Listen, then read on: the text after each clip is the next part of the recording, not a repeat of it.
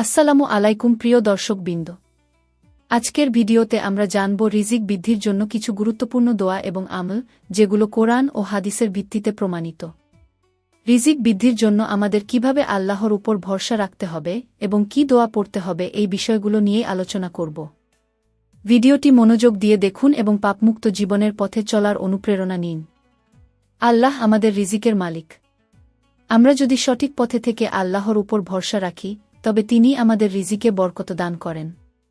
কোরআনে আছে, কুলি আল্লাহুম্মা মালিকাল মুলকি তুতিল মুলকা মান তাসাও ওয়া তানুয়ুল মুলকা মিম্মান তাসাও ওয়া তুইজ্জু মান তাসাও ওয়া তুফিল্লু মান তাসাও বিয়াদিকাল খায়ের ইন্নাকা আলা কুল্লি শাইইন কাদির।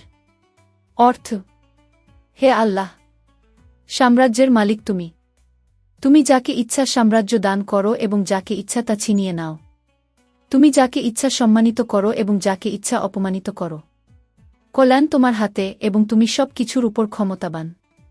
সূরা আল ইমরান আয়াত ২৬। এই দোয়াটি আমাদের নিয়মিত পড়া উচিত, বিশেষ করে নামাজের পর। আসুন আমরা আল্লাহর উপর ভরসা রাখি এবং নিয়মিত এই দোয়াগুলো পাঠ করি। জীবনে আল্লাহর সন্তুষ্টি লাভই আমাদের মূল লক্ষ্য হওয়া উচিত।